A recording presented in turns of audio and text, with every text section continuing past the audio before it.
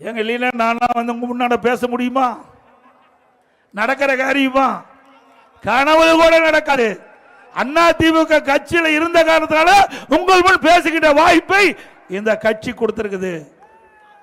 இன்னைக்கு அண்ணா திமுக கட்சியில தான் ஒரு சாதாரண தொண்டன் கூட உச்சபட்ச பதவி பொதுச் செயலாளராக ஆக முடியும்.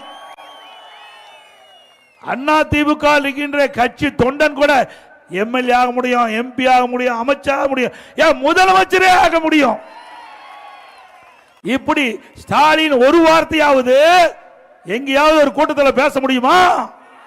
திராவிட முன்னேற்ற கழகத்திலே விசுவாசமாக உழைத்தவர்கள் அவர்களுக்கு உச்சபட்ச பதவி திமுக தலைவர் பதவி கிடைக்கும். உச்சபட்ச பதவி ஆட்சிக்கு வந்த பிறகு முதலமைச்சர் கிடைக்கும் என்று சொல்ல முடியுமா? முடியாது. அப்படிப்பட்ட கட்சி மீண்டும் தமிழகத்தில் ஆள வேண்டுமா? அண்ணா திமுக மக்களுக்காக தொடங்கப்பட்ட இயக்கம். பொன்மன செம்மல் புரட்சி தலைவர் எம்ஜிஆர் இன்றைக்கு ஏழை எளிய ஒடுக்கப்பட்ட நசுக்கப்பட்ட கடைக்கு ஓட்டில் இருக்கின்ற சாமானியன் கூட அனைத்து கிடைக்க வேண்டும் என்ற அடிப்படையில் தொடங்கப்பட்ட கட்சி அண்ணா திமுக கட்சி. அதே போல அவருடைய மறைவுக்கு பிறகு இதே புரட்சி தலைவி அம்மா அவர்கள் கண்ணை இமையாப்பதை போல இயக்கத்தை கட்டி காத்து பொன்மனச்செம்மல் புரட்சி தலைவர் எம்ஜிஆர் விட்டு சென்ற பணியை சிறப்பாக செயல்பட்டு இன்றைக்கு நாட்டு மக்களுக்கு தேவையான திட்டங்களை கொடுத்து நாட்டு மக்கள் மனதிலே வாழ்ந்து கொண்டிருக்கின்ற தலைவர்கள் பொன்மனச்செம்மல் புரட்சி தலைவர் எம்ஜிஆர், இதே புரட்சி தலைவி அம்மா. சிந்திச்சு பாருங்க. இன்றைக்கு இருவரும் தலைவர்கள் இல்லாத காலத்தில் கூட அண்ணா திமுக வலிமையான இயக்கம் என்பதற்கு இதுவே உதாரணம். இந்த கட்சியில உழைப்பவர்களுக்கு மரியாதை இருக்கின்றது. அதனால இந்த கட்சியை உடைக்க முடியல, முடக்க முடியல. எவ்வளவு முயற்சி செய்து பார்த்தார் ஸ்டாலின் அவர்கள். இன்னைக்கு நான் முதலமைச்சராக தேர்ந்தெடுக்கப்பட்டவன் பெரும்பான்மையை நிரூபிக்கின்ற அந்த தருணத்தில் சட்டமன்றத்தில் மிகப்பெரிய ரகளையை உருவாக்கி அதை தடுக்க முயற்சித்தார் கழக நிர்வாகிகள், தொண்டர்கள். உங்களுடைய அன்பால், ஆதரவால், மக்களுடைய ஆதரவால் அதை தூள் தூளாக நொறுக்கப்பட்டு பெரும்பான்மை நிரூபிக்கப்பட்டு இன்றைக்கு அண்ணா திமுக ஆட்சியில 4 வருடம் 2 மாத காலம் சிறப்பான ஆட்சியை என்னுடைய தலைமையிலே நாங்கள் கொடுத்தோம். திமுக அப்படியா கொடுக்குது? கஞ்சாவை கொடுக்குது. எங்க பார்த்தாலும் கஞ்சா விற்காத இடமே இல்ல. தமிழகம் போதைப் பொருள் நிறைந்த மாநிலமாக திகழ்ந்து கொண்டிருக்கிறது. நம்முடைய மாணவர்கள், இளைஞர்கள், பொதுமக்கள் கஞ்சா போதைக்கு அடிமையாகி பல்வேறு குற்றச்செயலில் ஈடுபட்டுக் கொண்டிருக்கின்ற நிலை இன்றைக்கு தமிழகத்திலே நிலவிக் கொண்டிருக்கிறது. எங்கே பார்த்தாலும் கொலை, கொள்ளை, கற்பழிப்பு, பாலியல் வன்கொடுமை நடக்காத நாளே இல்லை. அப்படிப்பட்ட ஒரு மோசமான ஆட்சி தொடர வேண்டுமா? சொல்லுங்க. நீங்க தாங்க எஜமானர்கள். நீங்க எடுக்கின்ற முடிவுதான் இறுதியானது. அந்த முடிவு நல்ல முடிவாக இருக்க வேண்டும் என்று இந்த தருணத்திலே கேட்டுக்கொள்ள விரும்புகின்றேன். அது மட்டுமல்ல, திரு ஸ்டாலின் பேசுறாரு, அண்ணா திமுக பாரதிய ஜனதா கண்டு நடுங்குது. எப்பொழுதுமே யாரை கண்டும் நடுங்கிய வரலாறு அண்ணா திமுக கிடையாது.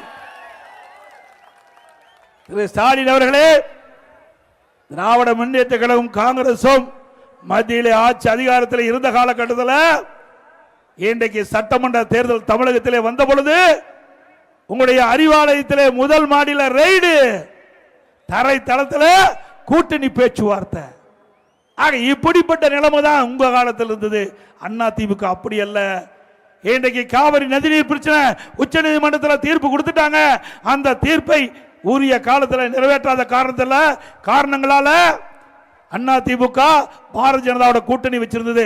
அந்த காலகட்டத்தில் கூட நாங்க மக்கள் நம்முடைய விவசாயிகளுடைய உரிமைகளை பெறுவதற்கு உச்ச நீதிமன்றம் அளித்த தீர்ப்பை விரைவாக செயல்படுத்த வேண்டும் என்று 22 நாட்கள் நாடாளுமன்றத்தில் முடக்கி நம்முடைய விவசாய பெருமுனை மக்களுடைய உரிமையை பாதுகாத்த அரசாங்கம் அண்ணா திமுக அரசாங்கம், அண்ணா திமுக கட்சி. 22 நாட்களுங்க நாடாளுமன்றமே இயங்கல. அப்படி முடக்கிய காரணத்தால் உச்ச நீதிமன்றம் அளித்த காவிரி தீர்ப்பை நடைமுறைப்படுத்தி காட்டணும். எப்பொழுது பார்த்தாலும் வாய்களிலே பேசுறார் திரு ஸ்டாலின், உதயநிதி ஸ்டாலின், திமுக கட்சி சேர்ந்தவர்கள். நீட்டா திராவிட முன்னேற்ற கழகம் ஆட்சிக்கு நீட் தேர்வு ரத்து என்று சொன்னார். ரத்து செஞ்சாங்களா? 5 ஆண்டு நிறைவு பெற்று விட்டது. திரு உதயநிதி ஸ்டாலின் குறிப்பிட்டார், திராவிட முன்னேற்ற கழகம் ஆட்சிக்கு வந்து விட்டது, நீட்டை ரத்து செய்வதற்கு ரகசியம் இருப்பது சொன்னார். ரகசியத்தை இதுவரைக்கும் சொல்லல. இதற்கு முந்தி இருந்த சட்டமன்ற கூட்டத்தொடரில் திரு ஸ்டாலின் ரகசியத்தை வெடிச்சிட்ட சொல்லிட்டாரு. எங்களால் நீட்டுக்கு விதிவிலக்கு பெற முடியாது, உச்சநீதிமன்றம் தீர்ப்பு, அதனால நீட்டுக்கு விதிவிலக்கு பெற முடியல என்று கைவிரித்து விட்டார். தேர்தல் வந்தா உடனடியாக அதற்கு ஏதாவது ஒரு காரணத்தை கண்டுபிடித்து மக்களை குழப்பி வாக்குகளை பெறுவதில் தந்திரமாக செயல்படுகின்ற கட்சி திமுக கட்சி. இதுவரைக்கும் நீட்டுக்கு நீங்க என்ன செஞ்சீங்க? எப்பொழுது பார்த்தாலும் 39 நாடாளுமன்றங்கள் திமுக கட்சியை சேர்ந்த கூட்டணிகள் எல்லாம் வெற்றி பெற்று இன்றைக்கு நாங்கள் அமர்ந்திருக்கோம் என்று டெல்லியில் அமர்ந்திருக்கோம் என்று பேசுகிறீர்களே. 39 நாடாளுமன்றத்திலிருந்து தமிழக மக்கள் உங்களுக்கு கொடுத்திருக்கிறாங்க. அந்த 39 நாடாளுமன்றத்தில் என்ன செய்து கொண்டிருக்கின்றார்கள்? தமிழ்நாட்டுக்கு மக்களுக்கு தேவையான திட்டங்களை பெற்றீர்களா? தமிழ்நாட்டுக்கு தேவையான நிதிகளை பெற்றீர்களா? நீங்கள் தேர்தல் நேரத்தில் கொடுக்கப்பட்ட வாக்குறுதி நீட் தேர்வுக்கு விதிவிலக்கு பெற வேண்டும் என்று அதை செய்வதற்கு முயற்சி செய்தீர்களா? எதுவுமே கிடையாது. பேசுனா வெயிடு வந்துடும். அவ்வளவு கொள்ளையடிச்சு வச்சிருக்கிறாங்க. பயந்துகிட்டு வெளியில வீராப்பா பேசுறது, உள்ள பயம். திரு மோடி அவர்கள் பிரதமராக இருக்கின்ற காலகட்டம் திரு ஸ்டாலின் எதிர்கட்சி தலைவராக இருந்தாரு. திமுக தலைவர் அவர் மெட்ராஸ் சென்னைக்கு வந்த பொழுது கருப்பு பலூன் விட்டார். கருப்பு பலூன் விட்டார். இன்றைக்கு திரு ஸ்டாலின் ஆளுங்கட்சி முதலமைச்சராக வந்துட்டார். திரு மோடி அவர்கள் சென்னைக்கு வந்த பொழுது வெள்ளை குடை பிடிக்கிறார். வெள்ளை குடை பிடித்தார். வெள்ளை குடை பிடித்த வேந்தன் திரு ஸ்டாலின். என்னையா டிராமா நடிக்கிற? மக்களுக்கு ஒன்றும் தெரியாதா? எதிர்கட்சியா இருக்கும் போது ஒரு மாதிரி, ஆளுங்கட்சியா இருக்கின்றது ஒரு மாதிரி, இப்படி இரட்டை வேடம் போடுகின்ற கட்சி திமுக கட்சி. மக்கள் அடையாளம் கண்டு விட்டார்கள். இன்றைக்கு தமிழகத்திலே சட்ட ஒழுங்கு பாதிக்கப்பட்டு விட்டது. சட்ட ஒழுங்கு அடியோடு சீரழிந்து விட்டது. எங்கே பார்த்தாலும் கொலை, கொள்ளை, போதைப் பொருள் விற்பனை. இன்றைக்கு தமிழகத்தில் இன்றைக்கு காவல்துறை இருக்கின்றதா என்ற ஒரு கேள்வி மக்களிடத்திலே எழும்பிருக்கின்றது. பெண்களுக்கு பாதுகாப்பு இல்லை. நம்முடைய பாட்டிமார்களுக்கு கூட பாதுகாப்பு இல்லாத ஒரு சூழ்நிலை இந்த ஆட்சியில பார்க்க முடியும். ஒரு கேவலமான ஆட்சி. ஆக இப்படிப்பட்ட ஆட்சி மீண்டும் வர வேண்டுமா? நாட்டு மக்களுக்கு தேவையான திட்டங்கள் கிடைக்க, நல்ல ஆட்சி தமிழகத்திலே மலர அனைத்து இந்திய அண்ணா திராவிட முன்னேற்ற கழக தலைமையிலே அமைக்கப்பட்ட தேசிய ஜனநாயக கூட்டணி மீண்டும் ஆட்சிக்கு வர வேண்டும். நாட்டு மக்களுக்கு தேவை நல்ல கல்வி, தரமான உணவு, இருக்க இருப்பிடம், அதோட தடையில்லா மின்சாரம், விவசாயத்திற்கு தேவை நீர், குடிப்பதற்கு தேவையான நீர், நல்ல சுகாதார வசதி, இதையெல்லாம் மக்களுக்கு கிடைக்க வேண்டும்.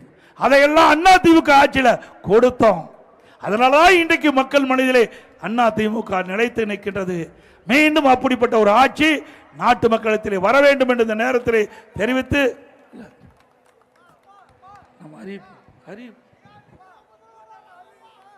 அதோட நாம பல அறிவிப்புகளை வெளியிட்டிருக்கிறோம். அண்ணா திமுக ஆட்சிக்கு வந்தா என்னென்ன திட்டத்தை கொண்டு வந்து நிறைவேற்றுவோம் என்று மக்களிடத்திலே வாக்குறுதி கொடுத்திருக்கின்றோம். முதல் வாக்குறுதி, எல்லா குடும்ப அட்டையில் இருக்கின்ற குடும்ப தலைவிக்கு மாதந்தோறும் 2000 ரூபாய் வழங்கப்படும். நாம 2000 ரூபாய் சொன்னதுதான். 10 அறிவிப்பு வெளியிட்டோம். உடனே ஸ்டாலின் பயந்து போய் குடும்பத்துக்கு 5000 ரூபாய் கொடுப்பதா கொடுத்திருக்கிறார். இது யாரு கொண்டு கொடுக்க சொன்னது? அண்ணா திமுக அழுத்தத்தில் தான் 5000 ரூபாய் கொடுத்திருக்கிறாங்க. ஸ்டாலின் எடுத்து கொடுக்கல. அண்ணா திமுக அறிவிக்கப்பட்ட அறிவிப்புக்கு பயந்து ஸ்டாலின் அவர்கள் இந்த உரிமை தொகையில பெற்றோர்களுக்கு 5000 ரூபாய் கொடுத்திருக்கிறார். அதே போல இப்பொழுது பெண்கள்லாம் நகர பேருந்துல கட்டணம் இல்லாம பயணம் செய்யறாங்க. அதே போல இனி ஆண்களும் நகர பேருந்துல கட்டணம் இல்லாம பயணம் செய்யலாம். ஆனா ஏழைகள் அனைவருக்கும் வீடு, வீடு இல்லாத ஏழைகளுக்கு அண்ணா திமுக ஆட்சி அமைந்தவுடன் அண்ணா திமுகவே நிலத்தை வாங்கி காங்கிரீட் வீடு கட்டி கொடுக்கப்படும். பட்டியலின மக்கள் வீடு இல்லாமல் இருக்கிறவர்களுக்கு அண்ணா திமுக அரசாங்கமே நிலத்தை வாங்கி அற்புதமான காங்கிரீட் வீடு கட்டி கொடுக்கப்படும். 100 நாள் வேலை திட்டம் 150 நாளாக உயர்த்தப்படும். இப்ப 125 நாளா மத்திய அரசு உயர்த்தப்பட்டு விட்டது. அதை 150 நாளா உயர்த்துவோம். இன்னைக்கு நம்முடைய கிராமத்திலிருந்து நகரத்திலிருந்து ஏழை குடும்பத்தை சேர்ந்தவர்கள் வேலைக்கு போறாங்க. உரிய நேரத்துக்கு வேலைக்கு போகணும். வேலை முடிந்து பணி முடிந்து வீடு திரும்ப வேணும் உரிய நேரத்தில். அதற்காக அம்மா இருசக்கர வாகனம் 5 லட்சம் பேருக்கு வழங்கப்படும். ஒவ்வொரு அம்மா இருசக்கர வாகனம் வாங்க 25,000 ரூபாய் மானியம் வழங்கப்படும். அதே போல நம்முடைய மாணவ செல்வங்கள் கல்வி கற்பதற்கு வங்கியில வாங்கிய கடன் அரசாங்கமே செலுத்தும். இன்னைக்கு வாழ்வாதார உதவியாக ஆண்டுக்கு ஒரு குடும்பத்திற்கு 3 கேஸ் சிலிண்டர் வழங்கப்படும். அதுபோல நம்முடைய ஜல்லிக்கட்டு, அந்த ஜல்லிக்கட்டு வீரர்களுக்கு ஏதாவது இன்றைக்கு அந்த காளைகள் நாள் உயிரிழப்பு ஏற்பட்டால் அவர் குடும்பத்துக்கு 10 லட்சம் ரூபாய் கொடுக்கப்படும். அந்த ஜல்லிக்கட்டு வீரர்களுக்கு இன்சூரன்ஸ் காப்பீடு செய்யப்படும். ஜல்லிக்கட்டிலே கலந்து கொண்ட காளைகளுக்கு இன்சூரன்ஸ் செய்யப்படும். சிறுபான்மை வகுப்பை சேர்ந்த மகளிர் சுய தொழில் தொடங்க பெற்ற வட்டிலா கடன் மற்றும் மாற்றுத்திறனாளிகளுக்கு கூட்டுறவு வங்கியில் வாங்கிய கடன் தள்ளுபடி செய்யப்படும். நடபாதையில் நகரத்தில் நடபாதையில் கடை வச்சிருப்பாங்க. அந்த கடை வைத்திருக்கின்ற ஓரத்தில் கடை வைத்திருக்கின்றவர்கள் கூட்டுறவு வங்கி வாங்கிய கடன் தள்ளுபடி செய்யப்படும். அதே போல நம்ம ஆட்டோ ஓட்டுநர்கள் அவள் புதிய ஆட்டோ வாங்குவதற்கு 75,000 மானியம் வழங்கப்படும். நம்முடைய தாய்மார்கள் பொன்மனச்செம்மல் புரட்சித் தலைவர் எம்ஜிஆர் இருக்கின்ற பொழுது ஒவ்வொரு தை பண்டிகை போதும் வேஷ்டி சேலை கொடுப்போம். இந்த ஆட்சி வந்த பிறகு முறையா வழங்கல. அண்ணா திமுக ஆட்சி வந்த பிறகு தை பொங்கல் என்று எல்லா இல்லங்களும் மக்கள் மகிழ்ச்சியாக கொண்டாடுகின்றதுமாக அற்புதமான வேஷ்டி சேலை வழங்கும். அதே போல ஒவ்வொரு தீபாவளி என்றும் நம்முடைய பெண்களுக்கு அற்புதமான பட்டுப்புடவை வழங்கப்படும். பெண்களுக்கு பட்டுப்புடவை கொடுக்கப்படும். தரமான பொங்கல் பரிசு வழங்கப்படும். இதெல்லாம் அண்ணா திமுக ஆட்சிக்கு வந்த பிறகு உங்களுக்கு செயல்படுத்தப்பட்டு உங்களுடைய மனம் மகிழ்ச்சி வருகின்ற அளவிற்கு அண்ணா திமுக ஆட்சி கொடுக்கும் வழங்கும் என்பதை நேரத்தில் தெரிவித்து இந்த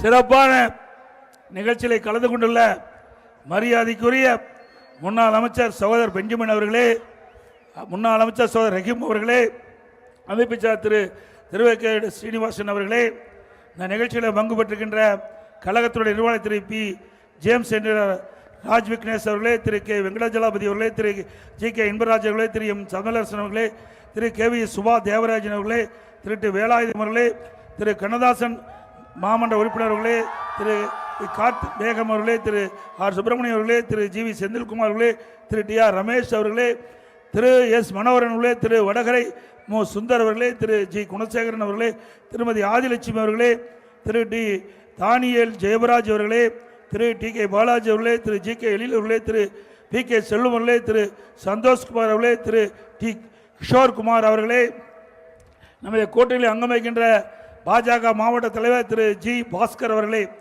பாஜக மாநில செயல் உறுப்பினர் திரு சென்னை சிவா அவர்களே, பாஜக மாவட்ட பொதுச்செயலாளர் திரு குமரன் அவர்களே, பாமக மாவட்ட செயலாளர் சகோதரர் திரு ஆர் சிவபிரகாஷ் அவர்களே, பாமக மாவட்ட தலைவர் திரு பி எஸ் சபாபதி அவர்களே, தமிழ் மாநில காங்கிரஸ் மாவட்ட தலைவர் திரு இ கே அருண்குமார் அவர்களே, தமாக மாநில இணைச்செயலாளர் திரு வினோபாத் அவர்களே, தமாக மாநில செயலர் திரு வி மாரிமுத்து அவர்களே, புரட்சி பாரத மாவட்ட செயலர் கே வி எம் குமார் அவர்களே மற்றும் அமமுக மாவட்ட கழகத்துடைய பொறுப்பாளர்களே, நிர்வாகிகளே மற்றும் நிகழ்ச்சியில் பங்கு பெற்றுகின்ற திரு முன்னாள் எம்பி திரு வேணுகோபால் அவர்களே, வரியிலிருந்து சிறப்பித்துக் கொண்டிருக்கின்ற முன்னாள் உள்ளாட்சி அமைப்பை சேர்ந்த பொறுப்பாளர்களே, முன்னாள் கூட்டுறவு சங்க நிர்வாகிகளே, வரியிலிருந்து சிறப்பித்துக் கொண்டிருக்கின்ற கழக உடன்பிறப்புகளே, கூட்டணி கட்சி சேர்ந்த நிர்வாகிகளே, தொண்டர்களே, பத்திரிகையாளர் ஊடக நண்பர்களே, பெரியவர்களை தாய்மொழி அத்தனை பேருக்கும் நன்றி தெரிவித்து அதோட அடுத்த வருகின்ற சட்டமன்ற பொதுத் தேர்தலில் கழக வேட்பாளர்கள் வெற்றி பெறுவதற்கு உங்களுடைய பொன்னான வாக்களை இரட்டை சின்னத்திலே வாக்களித்து வெற்றி பெற செய்யுங்கள். ஒருவேளை கூட்டணிக்கு சென்றால் அந்த கட்சியுடைய சின்னத்துக்கு வாக்களிக்கல் என்று கேட்டு மக்களை காப்போம், தமிழகத்தை மீட்போம். மக்களை தமிழகத்தை மக்களை தமிழகத்தை மக்களை தமிழகத்தை ஸ்டாலின் மாடல் அரசு, ஃபெயிலியர் மாடல் அரசு. Bye bye Stalin.